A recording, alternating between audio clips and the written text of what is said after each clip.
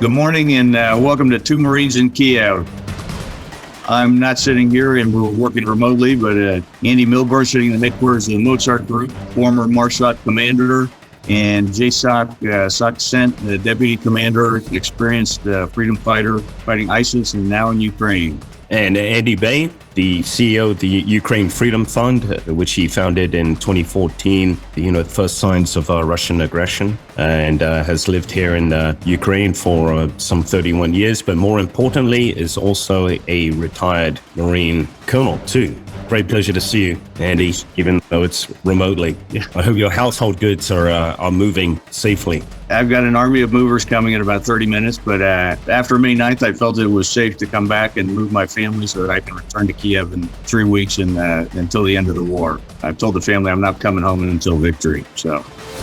The May the 9th, which turned out to be a little bit like the millennial, right? Everyone predicted bad things were going to happen. And so far, thank goodness, nothing has. Yeah. Although, as we were talking about before the show, the Russians are definitely making progress, both in the east and the southeast, steady progress. The worst has not happened. The Ukrainian army has not been enveloped by Russian forces, but nevertheless, the fact that they are gaining ground is concerning. And it's, at a time too, we're almost 90 days into the war, right? It's a time when we are 90 days into the war. It's a time when for most in the West, the news cycle has moved on. They've kind of got Ukraine fatigue and, which is just a natural kind of public focus of effort.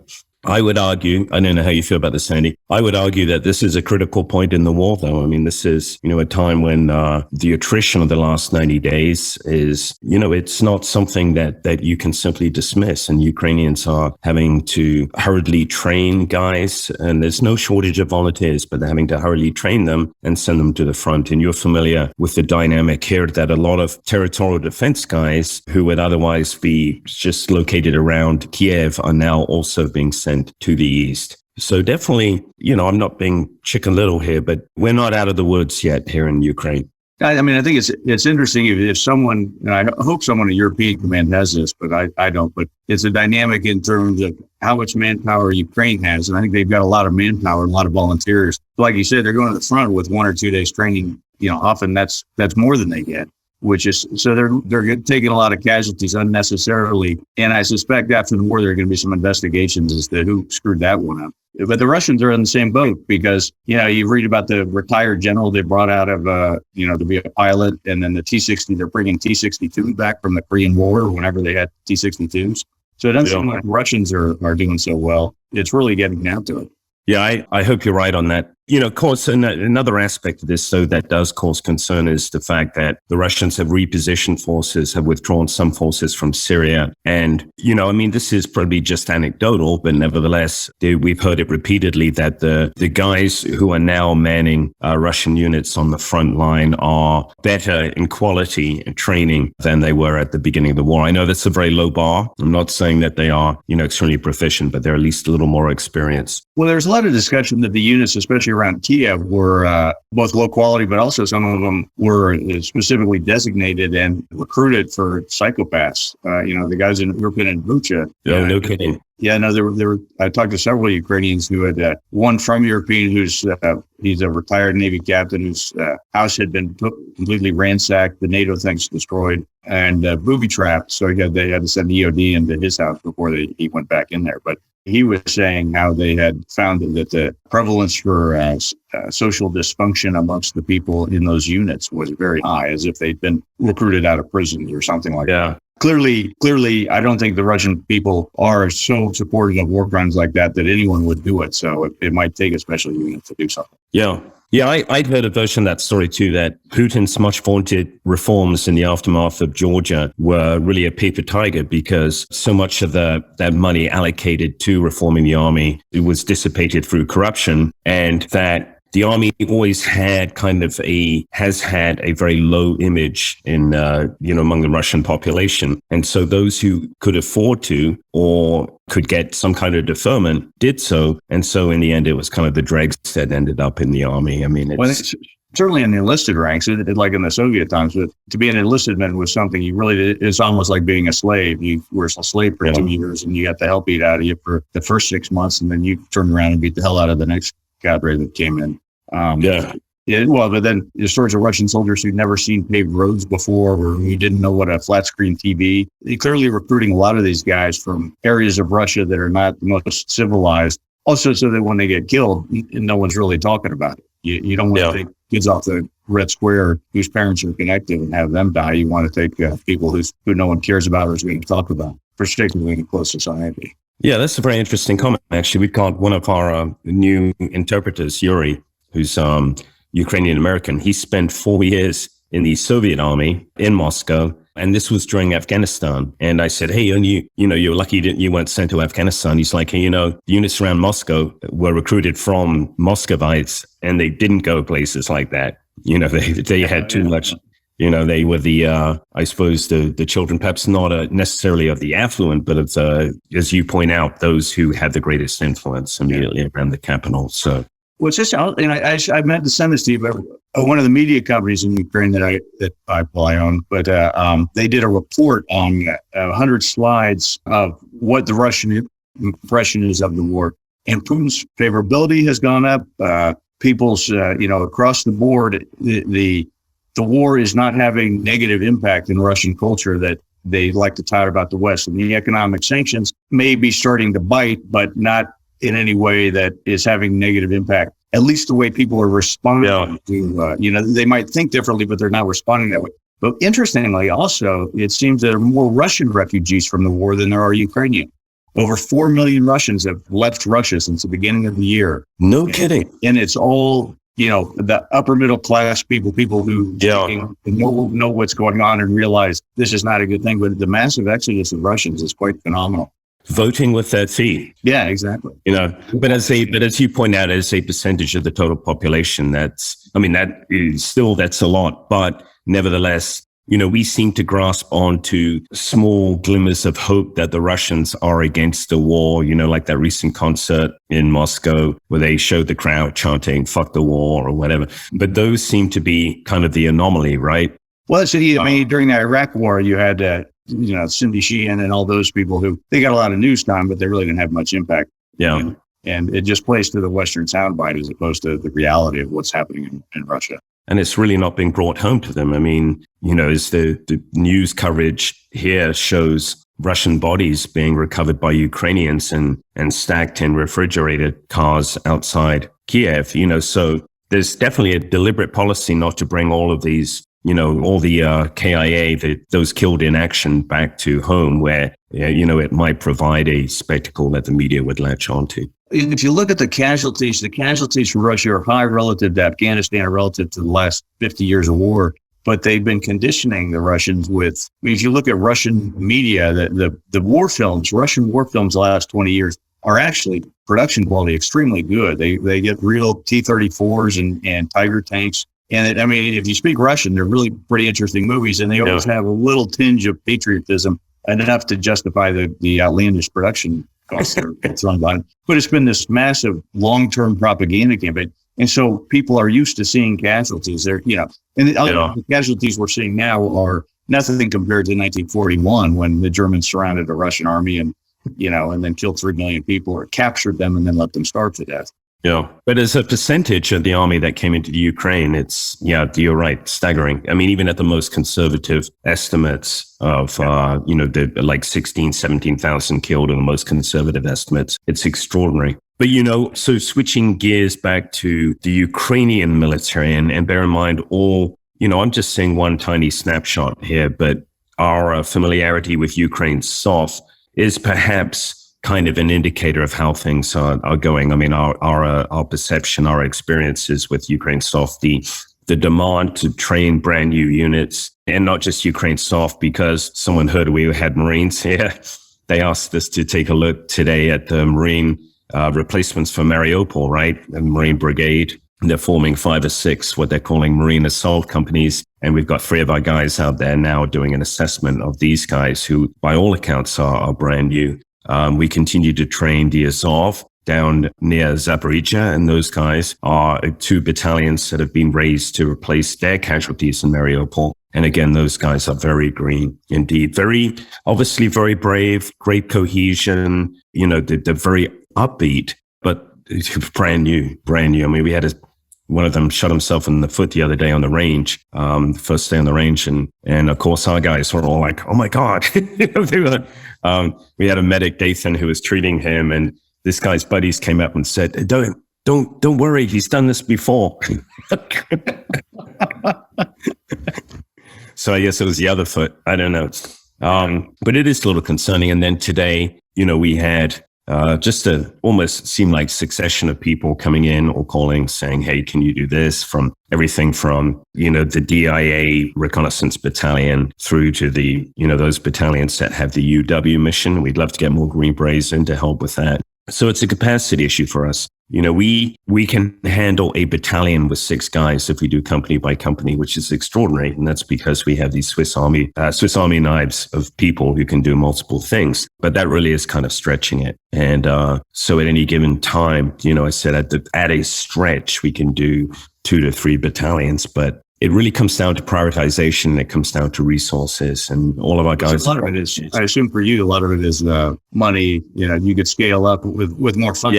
Yeah. The low donors, Ukraine Freedom Fund, we're buying good equipment, but what I think you're doing is, teaching people how to survive artillery fire and then how to treat each other when they get wounded is the thing that's going to save the most lives. And more saved lives on the front line is going to mean a stronger defense and counteroffensive. So that's really the best allocation of resources. Yeah, you're right, Andy. And it amazes me that there do not seem to be resources allocated to that. So here we are, still relying on donor funds. To your point, though, people ask me, what would you do if you had, say, donations amounting to $200,000 a month or whatever? What we do is increase our capacity. I mean, we would be training, a brigade at a time or more. We could reach out and train other units beyond Ukraine soft. So I think the donations have an exponential effect. We don't, as you know, spend money on equipment. It all goes to just kind of supporting the trainers and things. I mean, it basically to live on. I think my guess is, back of the envelope, you guys could train a battalion for about $20,000, full in to at least a basic standard. Whereas like a Marine recruit battalion, what does it cost the Center of Marines to recruit? Like $60,000 each. So per recruit, yeah. So it's definitely you're talking $6 million versus $20,000. Yeah. And also, Andy, and this, this isn't propaganda. I mean, look at the quality of our trainers. Today, doing the assessment of this Marine Assault Company, the 3 guys, 2 of them are instructors for Estonian SWAT, in Tallinn. And I mean, top-notch guys. They instruct sniping, they instruct explosives, and, what we call TCCC. And then the 3rd guy was in Dev Group, otherwise known as SEAL Team 6 to the public. Very humble guy, former Marine too, with multiple skills. And so you're getting 3 guys. I mean, you just can't, they don't come much better than that. And these guys are, going today to do an assessment for peanuts, right? Well, that kind of gets to what we were talking about before the show and how Ukraine's kind of slipped off the map in terms of, the press coverage. And the New York Times had an editorial about, well, maybe Ukraine should settle. And Henry Kissinger displaying his senility, mentioning the same thing. And I sit there and go, how, as an American, can you tell another country, well, don't put your freedom in front of, don't let your freedom inconvenience me. Yeah. And it shows just an incomprehensible misconception of Putin, right? The fact that, hey, let's just hold the status quo now, guys, and, just settle down as though it's just going to stay that way. Yeah. I mean, you got to take care of him now when he's weak. I mean, he's not that he's going to get that much stronger left to his devices, but, clearly he's on the back foot.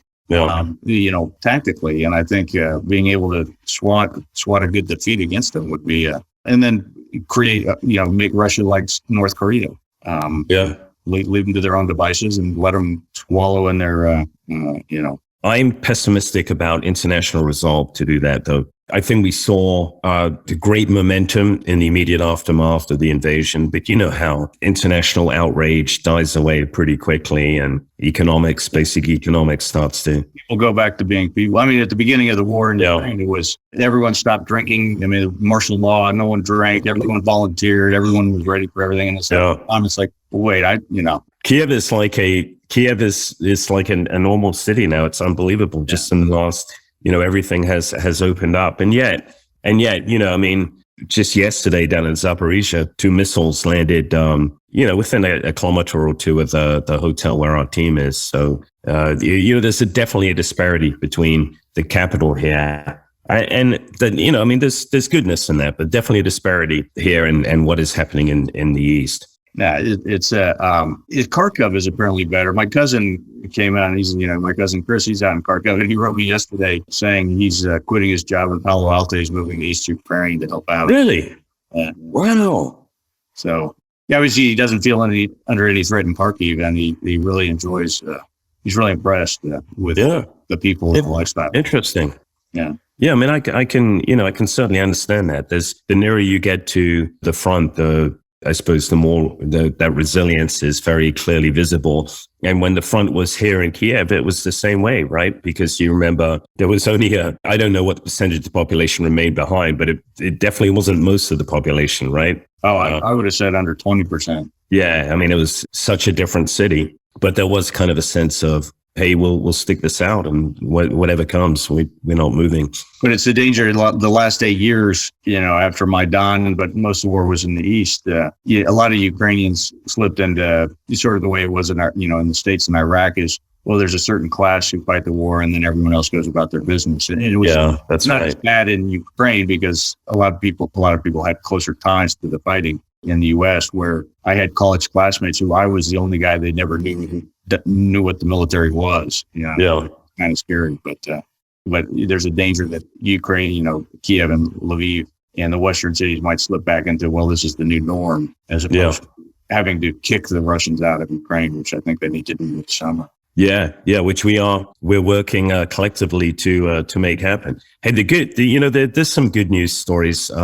Andy, the IFAKs, the individual first aid kits, do seem to be making it to the front line in much greater quantity. The guys that we're dealing with have them. And I do want to talk about very quickly the training package. We've got this 5-day standard training package, but we also now, because we have this team of ultra competent Slovakian medics who have worked in Syria and Iraq and now come out here and support us. And they ran a superb 2-day course for all the medics in the battalion, down in Zaporizhia. And then when we ran our 5-day course, those medics, when we got to the second day, which is TCCC, those medics were kind of the assistant instructors. So it helped bolster their image. It was really quite something. So, I think I would stack this training package. I would gladly give it to a U.S. Marine battalion. And I think they would greatly benefit from it. Last night, they issued squad leaders, or rather the platoon commanders, an order and,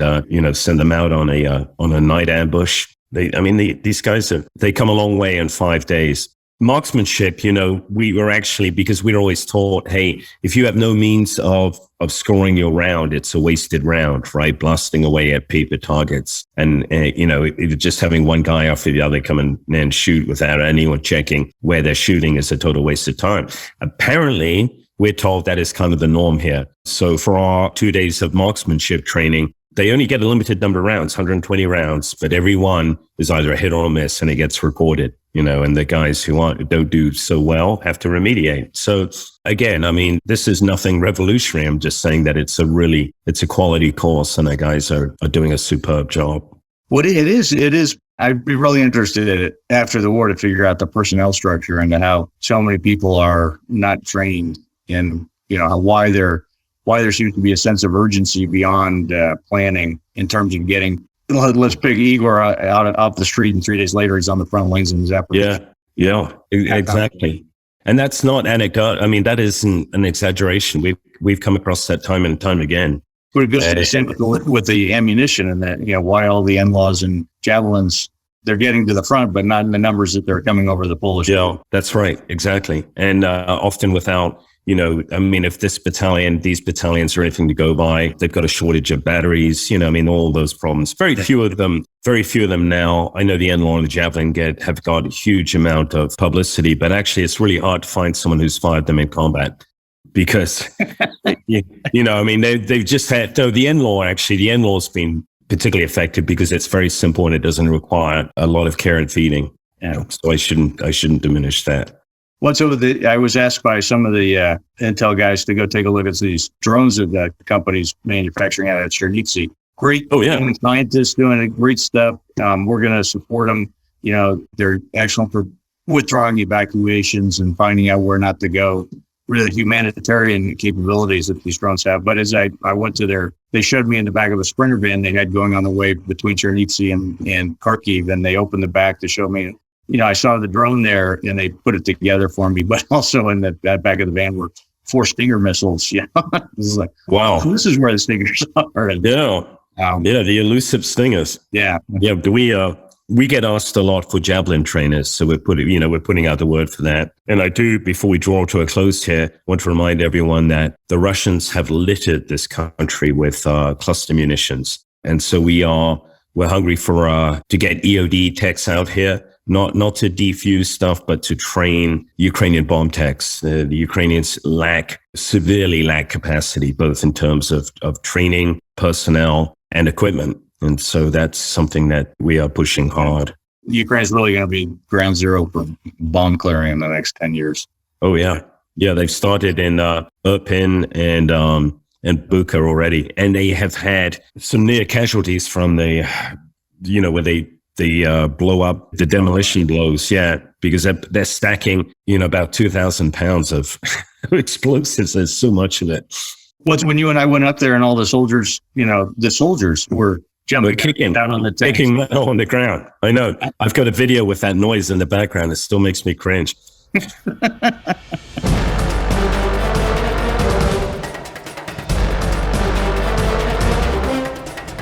We're almost out of time here, Andy. I want to plug what you're doing and tell our listeners to look at the MozartGroup.com for a place to. The Freedom Fund, obviously I'm a big fan of the Freedom Fund, but I think right now, anything we can do to get soldiers trained, so they're going to the front and doing it credibly and surviving and able to take the fight to the enemy rather than just become casualties, it's got to have a critical priority. So, yeah, please go to our website, guys, and click either join or donate, even if it's a small amount, to use that overused but true cliche. Every bit does count. Yeah. Okay. Well, good to talk to you, Andy, and I'll probably talk to you very soon. Yes, indeed. All right, Andy. Okay. Hey, thanks so much. Okay. Bye, everyone. Bye-bye.